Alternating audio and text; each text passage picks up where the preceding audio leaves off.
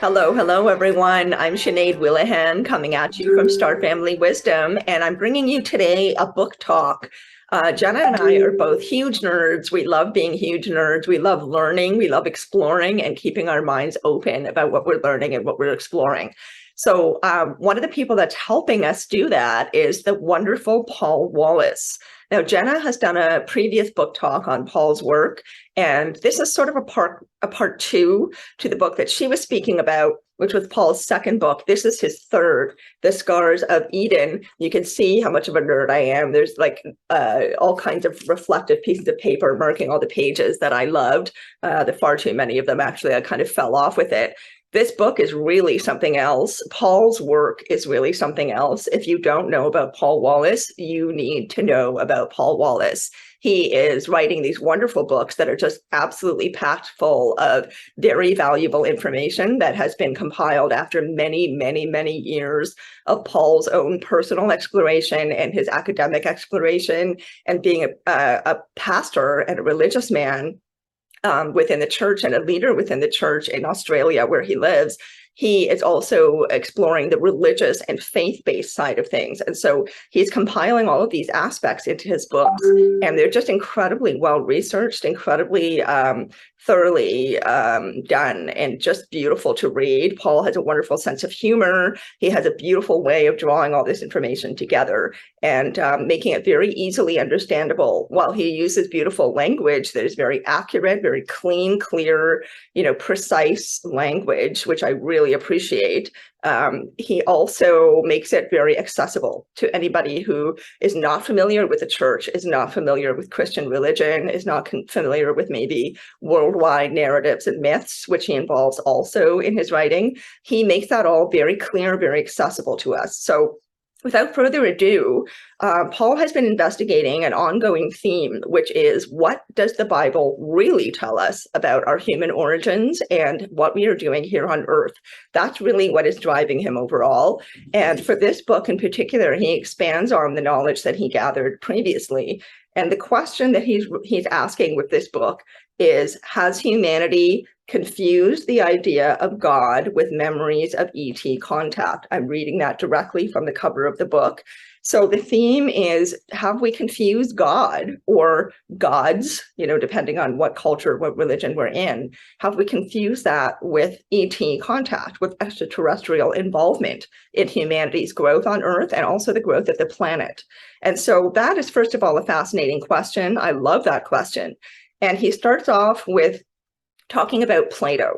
Now, Plato is someone that I personally studied when I was in university, and I remember what I learned about Plato from his work, because it was so striking to me. It just rang a bell of truth for me. And of course, that is almost silly to say, because Plato is one of the founding fathers of our Western and in some ways Eastern thought and philosophies and approach to life and science and, the universe, many things. He's been taken very seriously for a very, very, very long time. And a lot of his thoughts and ideas hold up our cultures and our societies. What Paul touches on that I love, actually more than touches on, he goes into in detail, is that Plato had written a couple of works that spoke about extraterrestrials as if they were real, as if they were part of human history. And interestingly, even though Plato was held in very high regard by the people of his time, including church fathers, this narrative about ETs that he wrote was only held to be serious content for a certain amount of time. And then when the church started eroding or erasing aspects of the Bible that originally talked about extraterrestrials, Plato's work was also dismissed. And so it's interesting that the church seemed to have picked and chosen, what of Plato's work they deem to be relevant and what isn't. And so Paul questions that, which I really, really love. So he's talking about how 400 years before Jesus was around, Plato was here. He was on Earth and he was writing about these topics. And he said in his work that extraterrestrials modified us and that he called them children of God. He called these beings, which he didn't phrase necessarily as extraterrestrials. That's a much more modern word. But he called them beings from space and called them children of God. And he also said that they gave us a higher capacity for consciousness, for intelligence, that they were advanced company in the universe for us, and that there is other advanced company, so-called, in the universe that is available to us. Plato also said that Earth was a globe. This is when nobody knew anything or much about this, what shape the world was, its position in space, its relationships to the planets. It was really guesswork for them at the time. But Plato said Earth is a globe floating in space, getting blasted by cosmic movement every once in a while, that in cycles causes extinction level events. That's very interesting, because in Paul's research in the book, he talks about how that extinction narrative, meaning that there have been very catastrophic events on Earth before that have wiped out previous civilizations. Therefore, we are not the first civilization on Earth, contrary to what we have been taught and what we think. We are not the first civilization on Earth. And so worldwide cultures and religions and, many schools of thought around the world, myths, so-called narratives, indigenous narratives, have talked about this in various ways, these catastrophic events, and that they occur in cycles, and that after they occur, a new civilization arises. So Plato refers to that. And he also said that we're not the first humans and the first human civilization on Earth, that Christians endorsed him at the time. They supported his thought. They supported his ideas. And the church fathers were happy to have those topics on the table. I mean, these were things that were being discussed at the time among the religious leaders openly as part of what they were discovering in their development of their faith, their development of religion, and their development of their understanding of themselves as humans and of our purpose on Earth, the planet itself. So at this time, before Christ, 400 years before, Plato was being taken very seriously as someone who was not just a scientist, a brilliant mind, but also something of a visionary, not just a philosopher, but also a visionary. Now, what's interesting is that those topics ended up, again, being completely dismissed by the church. I'm going to talk about that a little bit more, along with other narratives that didn't seem to fit into the way that the Bible was being edited. There was a great deal of editing that went on, especially in the 6th century. Paul references that. So he is bringing these topics back, Paul is, by doing this in-depth research and finding this evidence from such brilliant fundamental thinkers as Plato, and saying, hang on a second, these were people that were highly respected, incredibly intelligent, world leaders, major influences on their time. Why is it that only some of what they said was relevant and the rest suddenly isn't, and that the church chooses what isn't and what is? That's worth investigating. So he's been really pouring through that. And so he also talks about, how did we forget? There's this language in this community now around, the people who are investigating our human origins, our true human origins here on Earth, our extraterrestrial connections, our extraterrestrial makeup. We are partially of space, or of outer space ourselves, which we are not used to thinking of at all. We don't think of ourselves as cosmic beings. We think of ourselves as earthly beings, because that's what we're taught that we are. But of course, the picture is much bigger. And so Paul talks about, well, how do we forget this knowledge of who we really are, what our origins really are? And so I'm going to read you a little list that he includes on page 6 of the book. It's very short, but it really, it's such a beautiful summary of what has happened over time that has caused the erosion of this knowledge. So first of all, he says that in the 10 Commandments, it was commanded out of Judaism. This knowledge, this information was commanded out of Judaism. In the 6th century BCE, it was edited out of the Hebrew scriptures. And this is also a time when Judaism had become monotheistic. So they were starting to choose one God instead of the plural of Elohim, which Paul discovered to be plural. It is not singular, that word. So the word Elohim, which originally appeared in the first edition of the Bible, describing these high beings who came and spent time with humans and on planet Earth, basically. that they were the powerful ones, plural. That is what Paul discovered. And that is what started him really on this whole journey of delving further into the Bible, into religious texts, to look at the language really closely, including the tenses, to see what's really going on. And a whole other story emerges. So first of all, Judaism was starting to narrow their focus from plural gods, plural, Elohim, to one, to the monotheistic view. That was in the 6th century. And then in the 1st century and 2nd century CE, it was excommunicated. This knowledge was excommunicated out of the early church. It was illegalized from the Roman Empire by Emperor Theodosius in 381 CE. And buried in the caves of the Nag Hammadi Desert to protect it from obliteration. In the 15th century, it was confiscated and burned out of the libraries of Central and South America by the Spanish and Portuguese conquistadors. And in the 16th century, its proponents were burned at the stake by the Roman Catholic Church.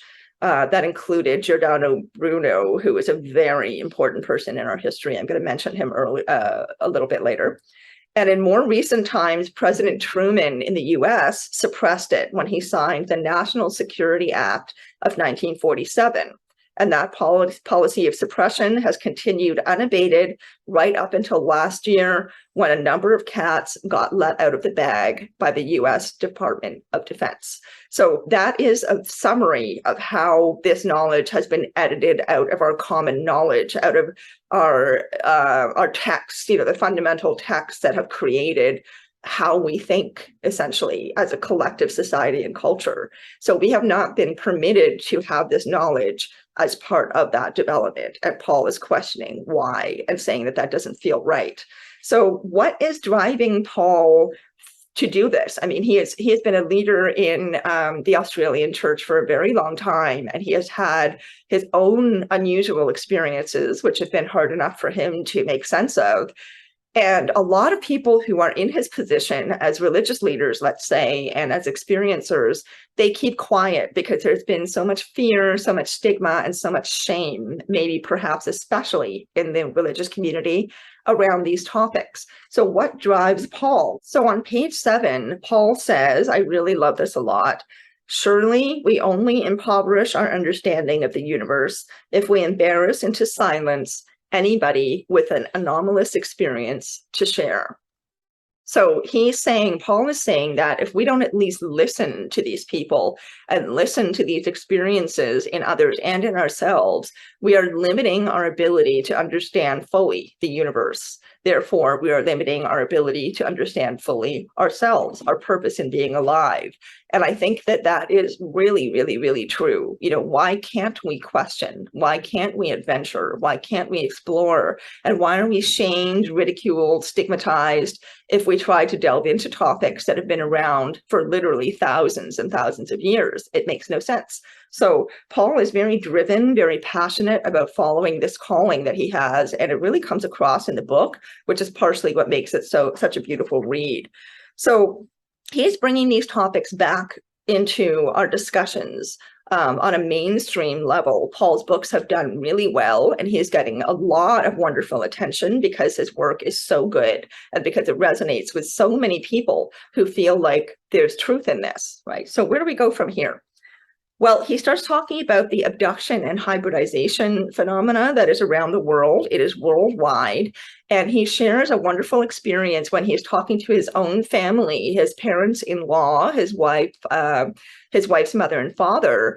And they are originally from areas of Africa. And so they say to him, hang on a second, Paul, we already know this narrative, this abduction, hybridization narrative. And he was shocked. He had no idea that they already knew about this. So they explained to him that in their own family history, this narrative has been passed on. Does that sound familiar to anybody? It must, because there are so many cultures around the world that have this narrative inherent within them and have passed it on over thousands, hundreds of years.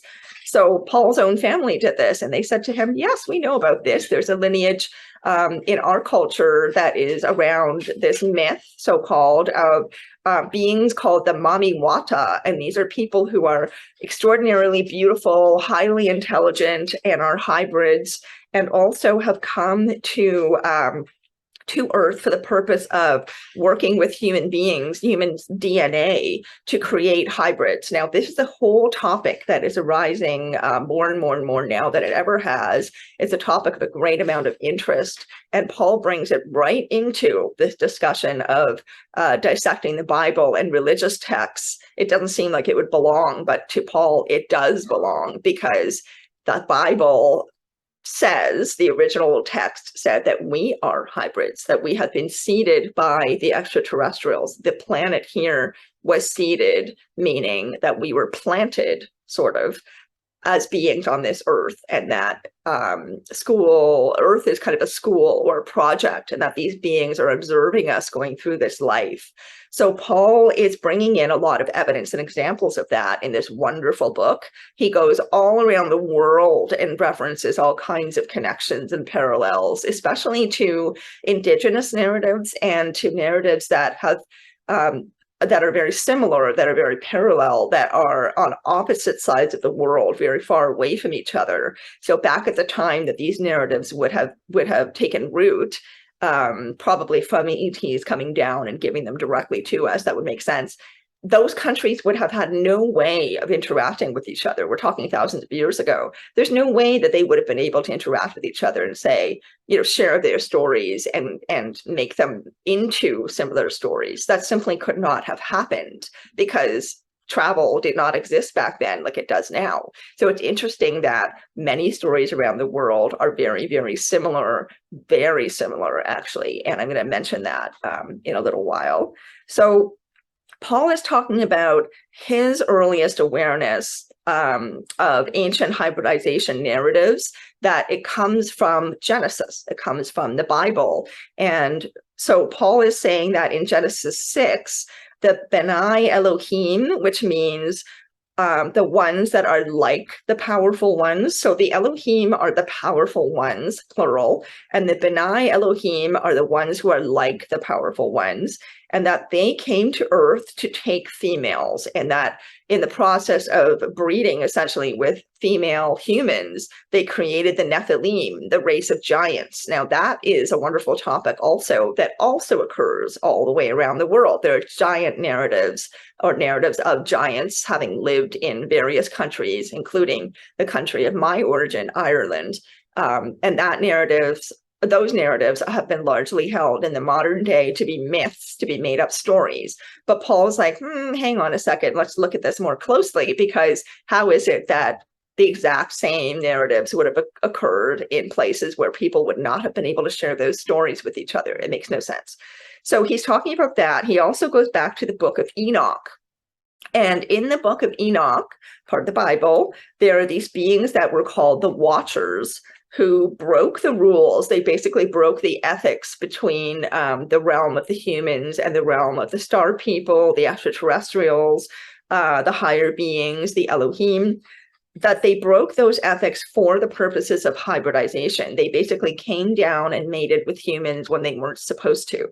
So it's mentioned in Genesis 6 in the Bible. It's mentioned in Book of Enoch.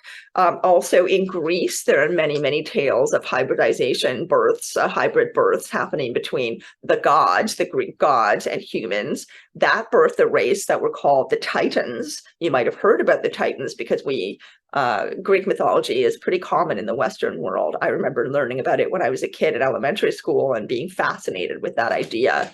And so he's talking about how there are these superior beings, right, that are up there somewhere, and that they've made Project Earth, and that they come down and visit it for various reasons. But one of those reasons is creating hybrid races. And he also talks about how that comes up in Indian narratives, Norse narratives, Celtic narratives, including the giants, and Egyptian and Native American narratives also very similar parallels, very similar parallels. And Paul loves that. He's so good at drawing together the connections between all of these seemingly very different cultures, very different philosophies, very different faiths, and showing that our origins are very similar, even though we were not able to share those origins orally or otherwise with each other back then.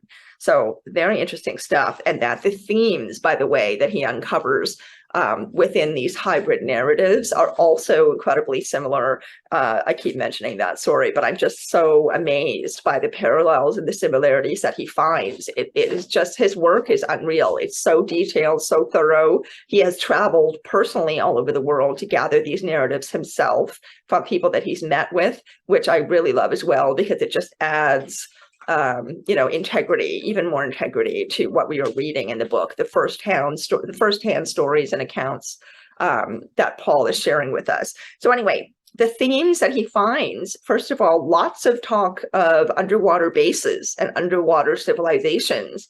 And we know currently that UFOs, which we now know are real, are often seen plunging into the water or coming out of the water, large bodies of water. Could be a lake, could be an ocean. The US Navy has videoed this. It's in public on YouTube. You can find the video of the one particular UFO diving into the water and disappearing, and also that they go in without a splash, which is pretty cool. How do they manage to do that?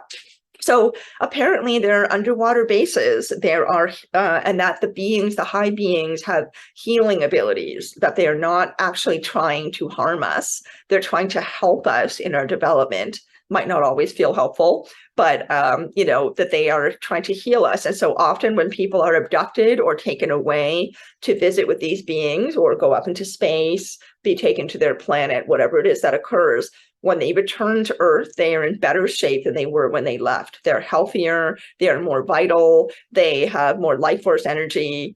This is also a very common theme, that humans are returned in better shape physically than they were when they left. And that the humans are unharmed, but still used for hybridization and then returned to the Earth, which can be a really jarring experience for the human. That's still a theme that we're exploring these days with abduction narratives and so on. But the hybridization pattern over so many thousands of years, that narrative that has come up in so many texts around the world, it may give us an answer as to the abduction phenomenon. And in fact, I feel like it does. Many current leaders feel like it does. It does not make the abduction experience necessarily any less traumatic for the human, but hopefully the more knowledge and understanding we have about what is going on, the less fear we will have and the easier time we will have to adjust to what is going on once we get that information. It can be very reassuring and comforting. So he also talks about how a lot of the Elohim type beings, the high beings that come down, are tall, pale, and very, very beautiful. They are called Nordics in some circles by experiencers here on Earth, or they're called the tall whites. There are different names for them, but they certainly seem to have popped up throughout history around the world. And that's very interesting for, again, thousands of years. So in any case, he continues on. He talks about how in Greece, again, they had the Titans, the hybrid race that was created between the gods and humans became the Titans. And also in Greece, there was a king named Minos. Now, I love this part. There's a king named Minos who existed. He was a real person back in Greece. And this was at the time of advanced Minoan culture, which was occurring in Greece. Now, Minos' mother, says Paul, was seduced by Zeus. And guess what her name was? Europa. So Minoans are hybrids. They were real people living on Earth. King Minos was a hybrid because his mother, Europa, was seduced by Zeus. And not only that, Europe was named after Europa. So here we have a continent named after an abductee, and we have a hybrid race of humans that we know existed, in fact, on Earth in Greece. So it's just really, this book is absolutely packed full of really juicy nuggets of info. And of course, he gives a lot more research and detail to support these things that I'm giving you right now. I'm not going to read you the whole book. That would be so boring. But I want to give you some juicy tidbits to get you into how amazing this book is. So, for example, he hops into the present time, and he talks about a really famous, obvious landing. This is one of the contact stories that occurred that has multiple hundreds even of witnesses. And this is a story that is, he's mentioning it as an example of something that happened in clear view of hundreds of people, was documented, people were interviewed, it was investigated thoroughly. just can't miss it, like such a spectacular event. And then the story just disappears. And so there's a lot of these stories that have happened in the modern day around the world, and yet we never hear about them. They seem to just disappear. Why is that? So Paul is using this example, which is called the Westall incident. It occurred in Melbourne, Australia, and there were over 200 witnesses. It was a really huge deal. It's probably the biggest sighting in Australian history. And this story just disappeared. So Paul uses it as an example to illustrate why indigenous narratives in our world are so incredibly valuable, because he's saying that, this is a quote, "It is in these unofficial stories in our folk memory." At Star Family Wisdom, we're experiencers of ET contact. That's right, we're in communication with ET beings we know as our star family. We've had lives in advanced civilizations, and we're here to be a bridge between the galactic community and you. And the galactic community can't wait to meet you. That's why we created the Meet the Star Races course. In this course, I teach you about the star races who are in contact with Earth right now. How do I know who the star races are? Well, my star family guided me to the information they want you to have. Just like all of the other information here at Star Family Wisdom, we bring you the wisdom and guidance that our ET friends want you to know. You'll learn about our true ancient history, why the ETs have been here on Earth, and what we can learn from our ET brothers and sisters. The star races are part of our history, and they're part of our future. Join the galactic community today with our Meet the Star Races course and use the code GALACTIC at checkout to get 50% off.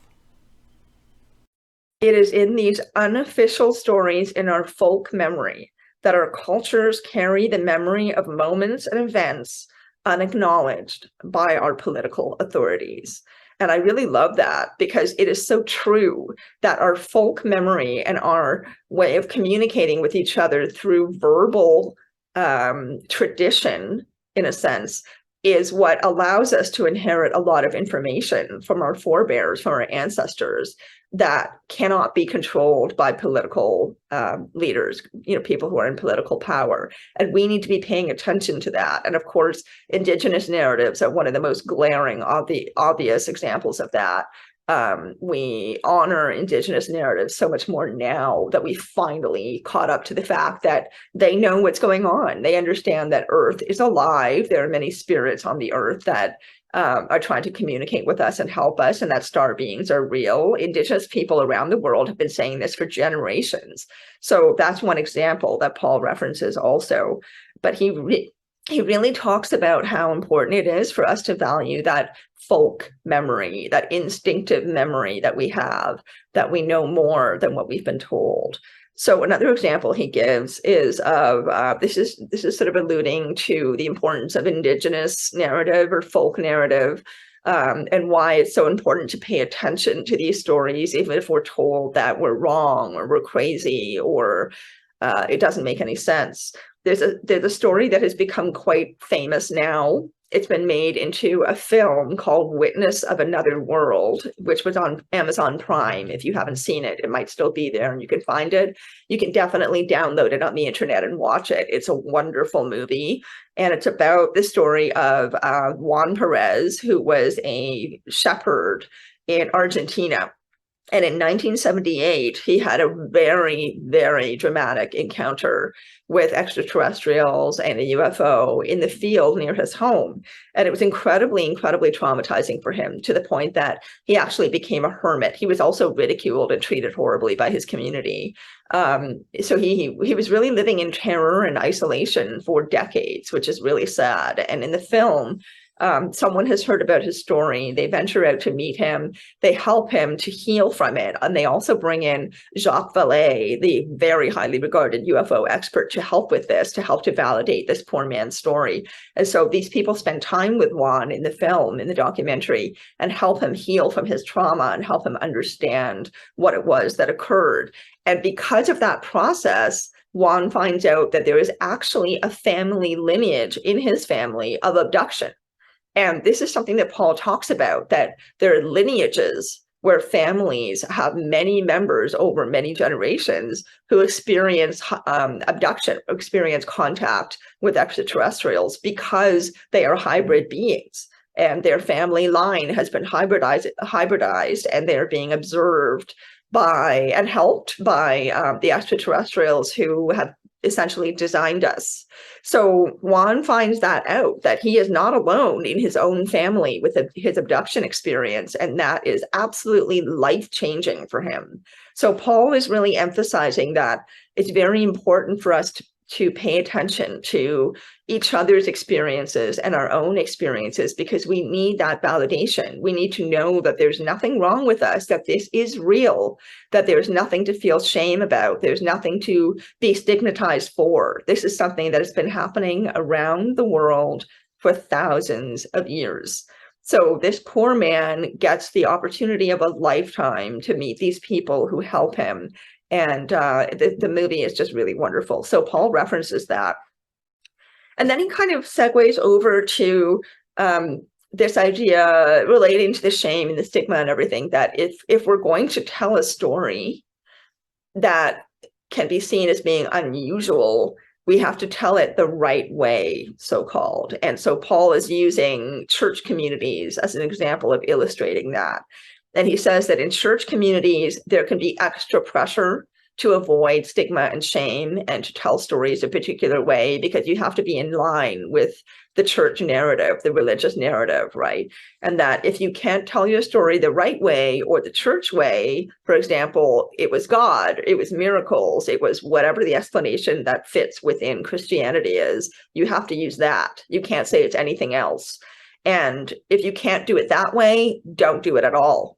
So if you can't tell your story the way we, the church, want you to, don't bother telling it. And so that must make people feel very, very alone. And of course, Paul, being somebody who has put himself out there in such a public way and so successfully, as someone who is religious, who is a religious leader, who is a faith-based person, he definitely is a man of faith.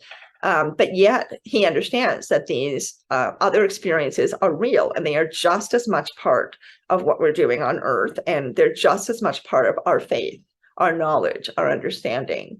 So I really love that he is illustrating that, you know, the lack of judgment and the openness and the curiosity that and the adventure that is necessary to do this. And again, Paul is pushing through you know, some quite contrary opinions to his work in his own life, but he's still very much driven by a passion for communicating the knowledge that this is real, and he wants to help people to heal and to feel more connected to themselves and to the universe by sharing this knowledge. So then he kind of jumps forward a bit. He starts talking about how there's more evidence of extraterrestrial support of humans on Earth in the form of this great leap forward, he calls it, that many people call it, actually. Paleobiologists call it a great leap forward in human development, human civilization thousands of years ago, when all of a sudden we go from pretty primitive beings to suddenly being able to design architecture, to design agriculture. And so where does this knowledge of agriculture and also craft, such as pottery, weaving, where does that come from? Well, indigenous narratives have told us for hundreds of years that it was star people who came down and taught them these skills and helped them move forward. And that narrative is supported in Paul's research and many people's research by many other narratives that are exactly the same, again, all around the world, and again, from thousands of years ago. So how is it that this narrative exists in such a widespread fashion at a time when none of these people would have been able to reach each other and communicate? There was no telephone, there was no email, there were no airplanes, there weren't even boats necessarily that were able to cross that amount of land, of water. So it is definitely really fascinating how dominant these narratives are once you start exploring the information that's there. So Paul has uncovered so much for us that we can delve into even more deeply if we like to after reading his work. So he's talking about this great leap forward in human civilization with agriculture, city building. So I wasn't so wrong when I started saying architecture, and that it's still largely unexplained, this great leap, right? Paleobiologists have never really been able to explain it. So the explanation is that we were assisted by star beings, that the Cherokee, for example, say that the Pleiadians came down and helped them. The Hopi say that Grandmother Spider came down and helped them. I mean, there's narratives like this all through North American indigenous history, but also indigenous history all around the world, and not just indigenous, also in some civilized, quote unquote. I don't like using that term, but you know what I mean. Some civilizations that had star being contact as well that were not considered indigenous civilizations. They were, more modern civilizations. That's how they saw themselves anyway. And so they had experience with these star beings also coming down to help them, to teach them things. So, Paul is emphasizing that Aboriginal narratives have long been held as myth. But really, if you look at the fact that the church itself depicts, the way that Paul basically puts it is that the church itself has brought mythology forward. You could say that the story of the Garden of Eden is a myth, but because the church created it, the message is it's not myth, it's fact. And anything else that's in the Bible is also fact. But anything that doesn't fit within that is a myth. So it wasn't created by the church, therefore it's not real, right? That's what Paul is basically saying, and that we've missed out on a huge amount of knowledge and wisdom that has been available to us with this attitude. So we know that in Western culture, even if you are not a religious person, it's still based on Christianity, right? So there's still a lot of Christian principles and Christian perspectives that are woven into how we operate on a daily basis in Western culture. And that's something we need to be looking a little bit more thoroughly at, because we're not involving, or we're not allowing other narratives and other sources of information to come into our worldview. So Paul is asking us to consider that carefully. And he goes back and touches again on the Elohim, the fact that it's a plural word, meaning the powerful ones, and that in other ancient texts, such as the Popol, I'm going to pronounce this so badly, the Popol Vuh, I always butcher that word, I'm sorry, it's Popol and Vuh, the Popol Vuh. And it's a story of human origins passed on by successors of the Mayans for hundreds of years. It originates in Guatemala. And that in that text, it doesn't say Elohim, meaning the powerful ones, but the very thorough translation of that text was done by someone who learned the ancient language that those people at the time spoke and was able to do a very accurate translation of the text. And he said that the term that is used for the high beings was those who engineer, which is very interesting, right? Those who engineer. So they are designing on Earth, they are designing us. And then he talks about how that same idea exists in Genesis, of course, with the Elohim, the sky people and the Sumerians, the Filipino mythology that exists and has been carried on for thousands of years, narratives from southern Nigeria, from Benin, from many, many, many countries, and that the origin story that is told in all of these different texts is the same. It talks about a dark, flooded planet, and that these beings arrive, the engineers, the powerful ones, and they start creating. And then the earth starts to appear, basically, and become what we know it to be now.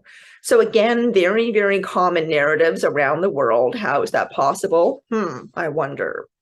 So then he moves on a little further into talking about heroes that we have known in the past and in the present, people who have fought against the very heavy judgment, stigma, shame that comes at us with this topic, but pushed against it anyway and said what they needed to say because they felt the importance of sharing this incredibly precious knowledge about who we really are. And one of those people was the Dominican friar Giordano Bruno. If you don't know of him, please read about him. Unbelievable person, unbelievable life, absolute one in a million brilliant mind. And so he, of course, was found to be a heretic as a result of, his thinking. This was in the 1500s to the 1600s, the late 1500s to the early 1600s. He talked about the expanding universe. He talked about there being this many, many, many suns out in the universe, and that each sun had planets around it. He talked about Jesus and Jesus's message that we are all of source, that we are not actually different from Jesus. We are similar. We are almost, in fact, I almost don't want to say this because it practically feels blasphemous. I respect Jesus very much. I'm not a religious person, but I believe that he is a powerful force in the world. But Giordano Bruno said that Jesus said that we are really like him. We are the same as Jesus, and that Jesus told us that. And that, we shouldn't see him as being elevated above ourselves, because that would separate us from what he was representing, which was a full embodiment of relationship with source. So that's really what Jesus was trying to share with us. That was very, very not okay to say at the time that Bruno was alive. He got in serious trouble for that. And that also he talked about human consciousness as well. He talked about us not being physical only, but also talking about how, our consciousness was an entity in itself that was connected to source and was not limited to our physical body. So these were really big ideas at the time. And of course, this is happening in Europe at a time that religious influence is very, very strong, the 1500s and 1600s. So this brilliant visionary man was found a heretic, and he was tortured and burned at the stake.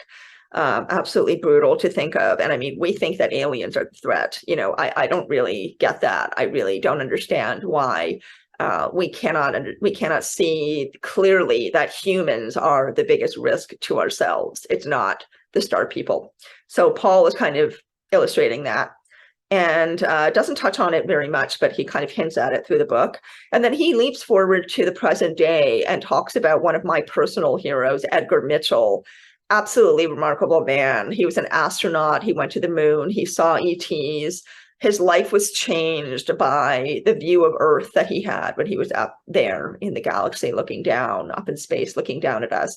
It absolutely changed his life. He had a huge spiritual experience and came down back to Earth, a changed person, and spent the rest of his life talking about that, even though there were limits to what he was allowed to say, because he was bound by ethics, but also parameters of, just freedom of information, that kind of thing that he was restricted by. He was not allowed to talk in great depth about what he had seen or what he knew, but he did share as much as he could. And he was somebody who was very passionate about speaking up against threats that were made towards people who were experiencers, who had had contact experiences and had spoken out about them. A lot of these people were threatened by the US government, for example, and he was very, very, very passionate about speaking out against that. And so he was just such an incredible, admirable man, just very, very fearless, really had a great deal of integrity. And so Paul sees him as someone who is available to us now as an example of strength, of fearlessness, and of truth, the truth of what's really going on around us, that there are many, many people existing in our present time who know this, and that they should be allowed to share that information with us. He also touches on a sad story, the deaths of 25 scientists who worked on the Reagan administration's Star Wars program in the 1980s. 25 of those scientists ended up dying. It was never investigated, never seemed to be found to be odd, obviously is. So we know that there's a dark side to this pursuit of knowledge. Paul does touch on that there have been dangers to people who have been trying to find out more. And why can't this information be shared with us? Why do people have to lose their lives or live in terror because of it? It makes no sense. And Paul clearly believes that, and is trying to, and is an example himself as someone who is going public with this information. So Yeah. So anyway, so Edgar Mitchell, sorry, the astronaut, he talked about how the classification of ET contact has prevented humanity from taking its place among communities of spacefaring civilizations, and also that it's deprived us humans of helpful technology that could make our lives easier, healthier, happier. So again, it makes no sense, and Mitchell was limited in what he was able to say, but then finally in 2020, after Mitchell's death, the Pentagon and the U.S. government has started to, they started to reveal that UFOs are real. They have been investigating them all this time. Surprise, surprise. So Paul really wants to spread the word about what is really going on, about the fact that this is not something that is a trend. This is not something that is a myth. This is not something that is just a story. This topic of extraterrestrials coming down to Earth to be with us and to help us and to participate in our growth and development as members of a galactic community, that is something that it is time for us to know. This information has been around for thousands and thousands of years, all around the earth, in so many different cultures, societies, and narratives. Paul is bringing all of that together. And he, as a result, actually, the demand for him as a pastor and as a counselor and as a general contact person for this topic has absolutely shot up. So that's a very good sign. That means that now people really are taking this more seriously, including people in religious communities, or religious leaders themselves are taking this more seriously, more willing to talk about it, more willing to investigate it. And there's more information out there for us to learn from and to validate as being real. So Paul is doing very, very amazing work, guys. These books. He also has a channel called The Fifth Kind TV, which you should check out. He does beautiful videos on that channel that has also become immensely popular, that are just so helpful, informative, reassuring, inspiring, mind expanding. I really urge you to check it out. And so in ending the book, Paul goes back again to that 6th century and all those edits that were done to take out the information that we have needed to know all this time. And Paul suggests that every successive culture ever since the 6th century has borrowed from the others before it. So for example, Judaism borrowed from the Sumerians, but didn't really credit the Sumerians for what they took from them. And that, so of course, it's natural that we all build on what has come before. But in that process of building, we've actually made our worldview and our cosmic view smaller. We've made it monotheistic. We've made it very earthbound. We are missing out. So Paul draws parallels between imperialism and the development of religion.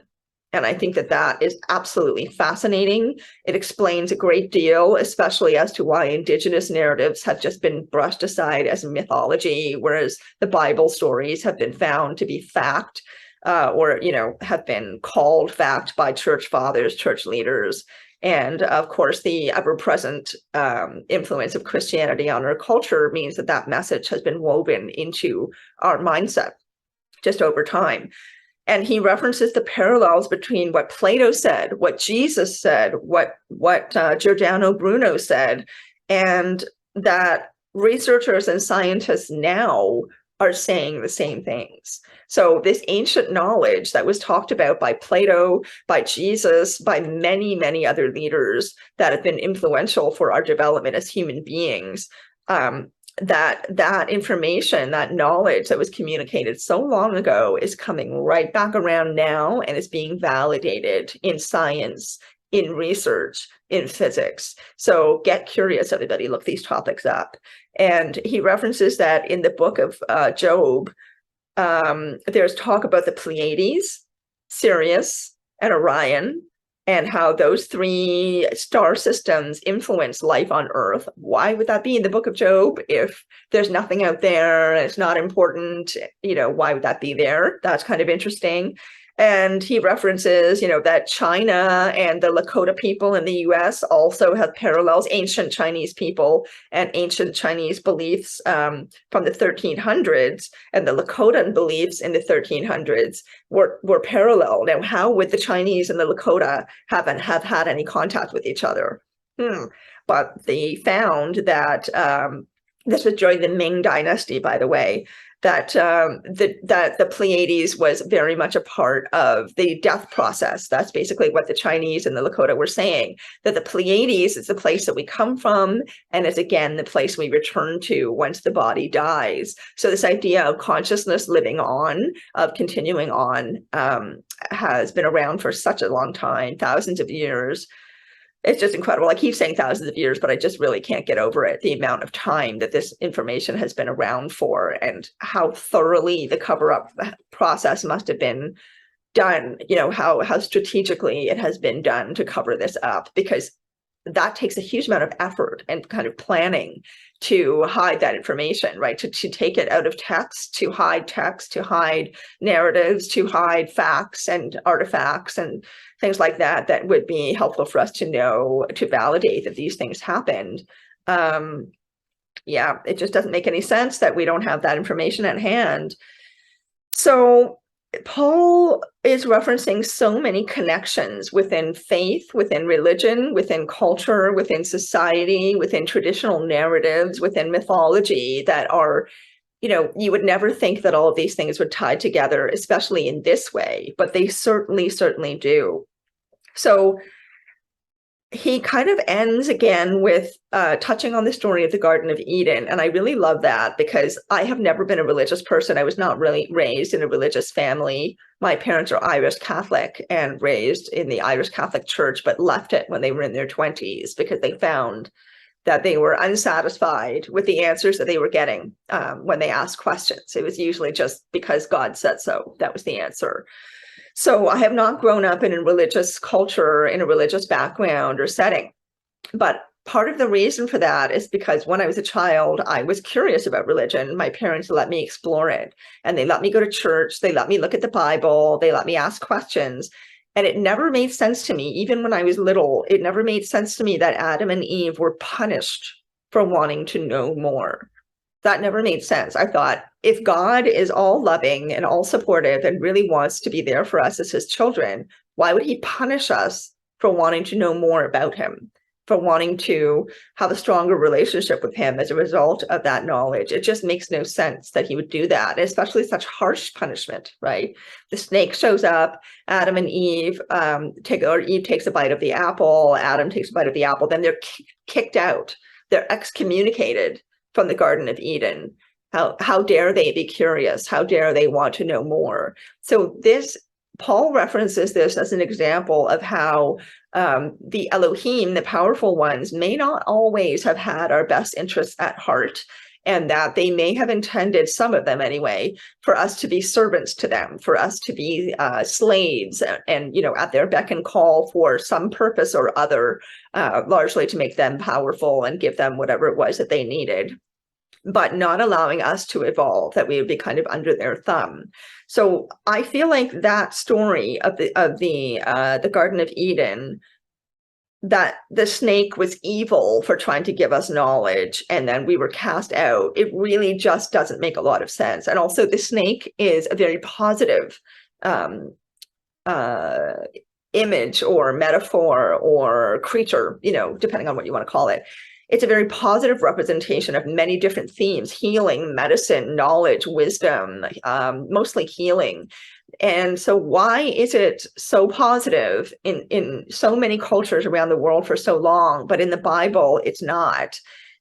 There's just a lot of metaphor there to explore, but definitely the point is, you can't know too much. We can know everything, you can't. And that never really made sense to me. It definitely does not make sense to Paul. So the message feels like it's follow the rules or else. You don't get to be in the special place. And so that doesn't seem right, and definitely not to Paul. He says that the bedrock of religion is worshiping those that are greater than you, And that involves having fear and shame and a certain level of secrecy. And this is not Jesus-like. It's not Jesus-like to have to worship other humans who have decided that they are more powerful than us, whether they be church leaders or whether they be political leaders. Not that anybody shouldn't have power. Some people definitely should, and they do very well with it. They treat people respectfully and kindly and so on. But the fact is that we're living in a time when power has become extremely problematic, and Paul is somewhat addressing that and also questioning why we need to be feeling shame and fear and stigma, and why do we have to be kicked out of the special place? Why can't we know everything? Why can't we? So he really does investigate that, and he shows how it's really time for us to start asking questions, deep questions, and look at the information that is everywhere around us, available to us, to see ourselves, our origins, and our life on Earth in a different way, in a bigger way, in an expansive way, in an incredible way.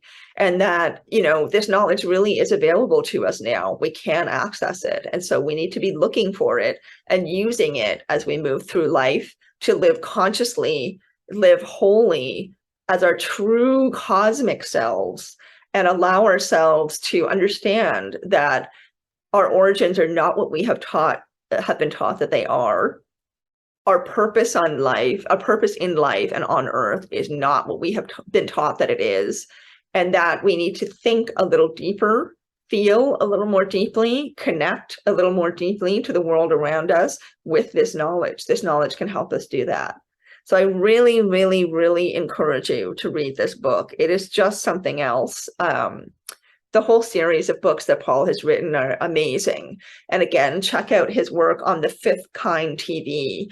This is just a sort of rundown for you of this book. I'm trying to give you juicy tidbits and give you sort of overview of what he's talking about, but it is such incredibly important information. There are details in here I could not give you. It would just take too long.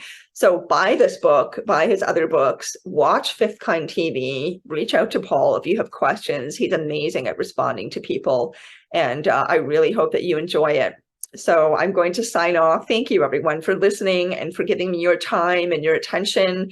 I hope that you enjoyed this book talk. And by all means, let us know what you thought. Like, subscribe, share with your friends. And we really hope to see you in our community ongoing. We are growing. We are going to continue to share with you wonderful information about what's really going on in ourselves, on our planet, and in the universe.